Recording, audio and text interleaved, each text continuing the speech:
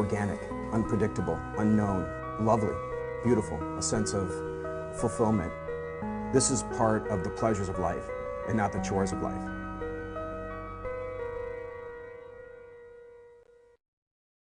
Coming up tonight on Daily Iowan TV, the latest in the Bruce Herald controversy. A member of the Iowa State Board of Regents thinks they may have made a mistake. Plus, we have pictures of the horrific fighting taking place in Syria. The bye week for Iowa football has been productive and refreshing. Coming up in sports, find out why Iowa's coordinators think so too. We have all that and more coming up. You're watching Daily Iowan TV.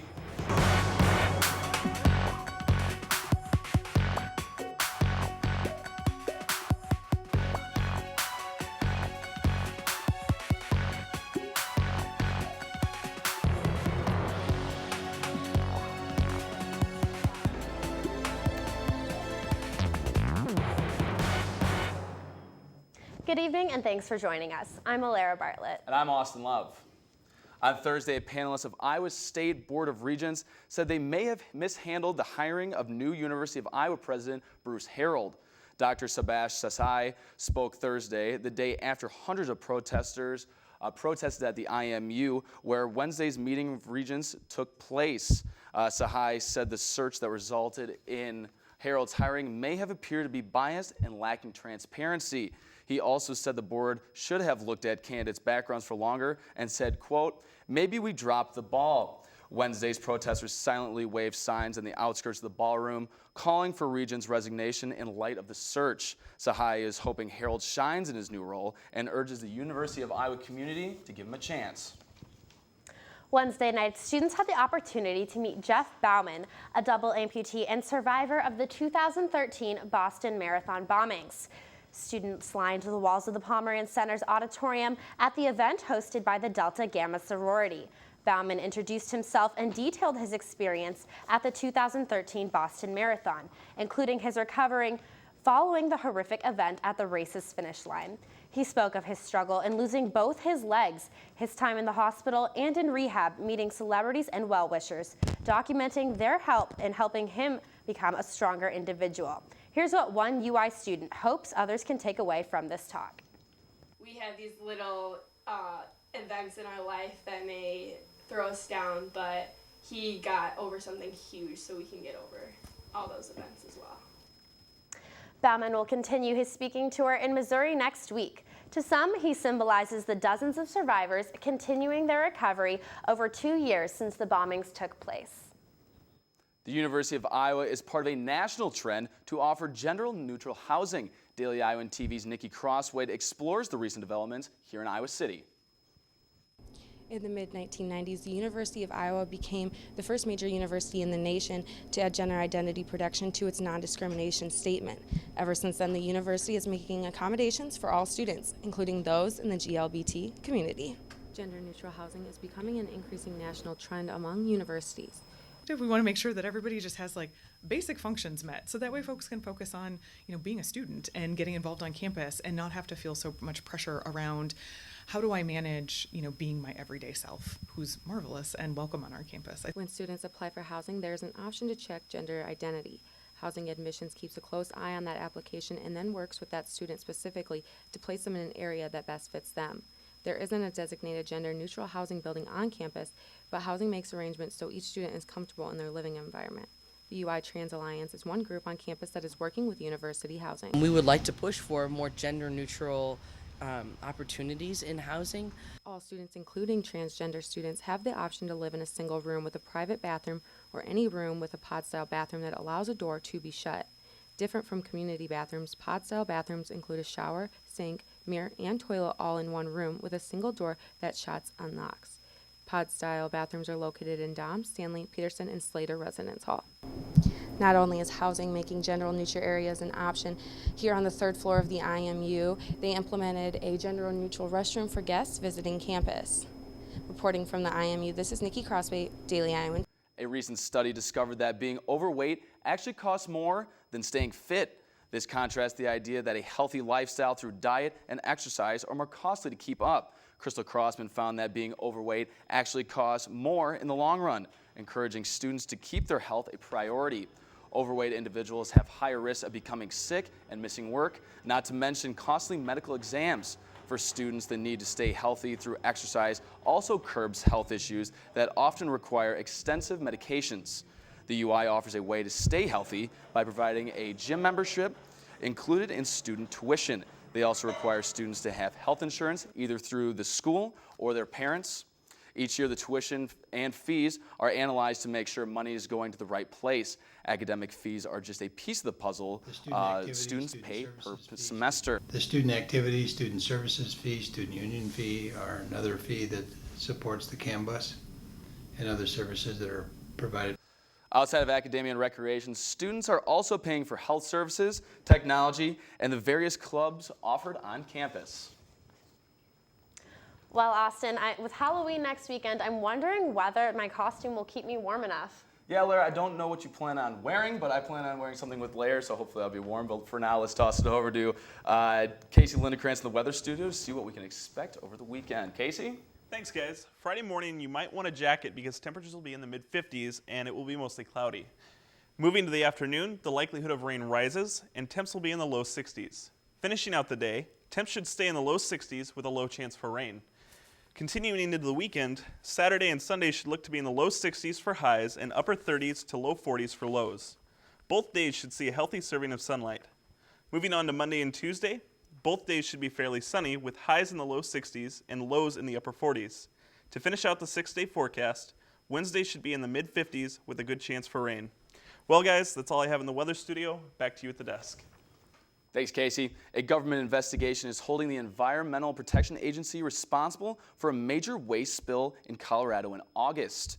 3 million gallons of wastewater from the Gold King mine were spilled into rivers spreading across 3 states after an EPA team of workers did not fully clean the mine, causing the burst. The investigation showed that if the workers had looked at water levels before digging, it would not have caused the leak. Rivers in Colorado, Utah, and New Mexico were contaminated, which affected drinking water and crop irrigation in the area. Officials from the EPA have not yet commented on the reports. One Republican representative is gaining support that could lead to him becoming the next Speaker of the House. Wisconsinite and former vice presidential candidate Paul Ryan has pledges of support from much of the House GOP. Officials say the support makes him a shoe-in for the Speaker position. These pledges come after Ryan announces his potential candidacy for the job earlier this week. A new video has surfaced showing the destruction of Damascus, Syria's capital city, after fighting during President Bashar al-Assad's regime. The video, filmed on October 18th by a Russian drone, gives viewers an overhead perspective of destroyed streets and hollowed-out buildings due to fighting between Syrian rebels and the National Army. The rebel-controlled district of Jobar, shown in the video, has been hit by thousands of airstrikes and helicopter bombings since the beginning of the country's civil war. Since surfacing on YouTube, the video has been viewed over 1 million times. And Alara, it may be a bye week for Iowa's football team, but there's still a lot of sports to talk about. That's right. Let's toss it on over to the sports studio to see what's up. Thanks, Austin and Alara. I'm Taylor Brooks. He's Danny Payne, and the rest of our pregame crew is off due to Iowa football's bye week. And speaking of the bye, Danny, Kirk Ferentz mixed it up a little bit this week, giving the media defensive coordinator Phil Parker and offensive coordinator Greg Davis to talk to. we get to those two later, but for now, we head to Grant Field. Iowa's field hockey team has battled its way against Big Ten teams and is heading into the remainder of the season ready to fight. Jordan Maloney has more. As University of Iowa field hockey enters the tail end of the regular season, the team is rather disappointed in their Big Ten play. With a 2-4 in-conference record, the Hawkeyes hope to turn it around and finish their season on a good note. After defeating Rutgers in the first conference game of the season, the team hit a rough patch, losing their next 3 matchups against Big Ten opponents on the road. So disappointed, but know that we still have a very good opportunity in front of us with 2 big games left in the regular season. With losses to Indiana, Northwestern, and Michigan, Iowa recorded their second conference win on October 16th against Michigan State, but took another tough loss at home just 2 days later against Ohio State. I think we need to just play our game, and I think we did that at Michigan State, so if we can come and do that against Penn State, I think that'd be awesome. If we can just have, strong defense. But the Hawkeyes still have hopes to make it to the Big Ten tournament. I think it gives us a new chance for a new season and to be able to attack some of these teams that we, couldn't get a win for. But to be having to scratch and claw this late in the season, we shouldn't even be in this position. These Lady Hawkeyes will be back in action on Friday and ready to battle as they take on Penn State for their final road game of the season before returning home for their last matchup of the regular season right here at Grant Field on October 31st against Maryland. I'm Jordan Maloney with Daily Iowan TV Sports. The team is looking to clinch its spot in the Big Ten tournament over the next few games. Another team in the Big Ten grind is Iowa football, of course. After much anticipation from the start of the season about how this year would end up, it's fair to say Iowa has defied those odds so far. Definitely. I can probably vouch for this team and say it probably happened during the Pittsburgh game when Marshall Kane hit that 57-yard last-second field goal. That's when heads really started to turn to make this team the real deal. I would have to agree, Taylor. And Pittsburgh jumping into the AP Top 25 poll this week, debuting at number 25. Now that Iowa is about midway through their season, their bye week came at the perfect time, Danny. That's right, especially for those injured players. And Iowa's mindset is if you survive injuries, you end up with depth. I couldn't agree more, and offensive coordinator Greg Davis couldn't agree more either. And he's impressed at how the offense is looking as a I think that, our backs are doing a good job. I think CJ is, seeing opportunities to take the ball down the field and taking them. He's not, he will take those shots. The other thing I think that goes unnoticed, two things really, our fullbacks have done a great job, and our wide receivers have done a great job. On the other side of the ball, defensive coordinator Phil Parker believes it's chemistry that has brought his defensive unit together. The intensity that they come into the meeting and the preparation that they do. I mean, this team has a chemistry and togetherness that reminds me of some of the teams back in the early 2002, 2004, teams that are collectively, they understand, they're in the room, they're talking, and it's really important to each other. And I think the chemistry of the team is probably the most important thing, and that's really impressed me. I question nobody's toughness on that field. Danny, this defense ranks 4th nationally in FBS schools in rushing defense at 74.1 yards per game and 10th in scoring defense at 15.3 yards per game. Before we leave you, here is a quick look at the Big Ten East and West standings. A race to the top for the East where there could be a potential three-way tie for first if it comes down to that. As for the West, as long as Iowa wins out, there's no question there. A lot to determine these next few weeks, and Daily Iowan TV will have all of the updates for you to know.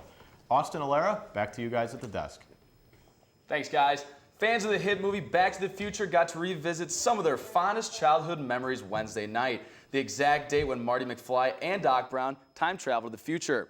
In honor of it being October 21st, 2015, the two characters appeared on Jimmy Kimmel Live, looking to see what the future had to offer. Kimmel was able to answer some of Marty and Doc Brown's questions about how things have changed over time, including if the Cubs finally won the World Series, if flying cars were ever invented, and if peace was ever made in the Middle East. The skit also hit on technological advances of the cell phone and made a few political references.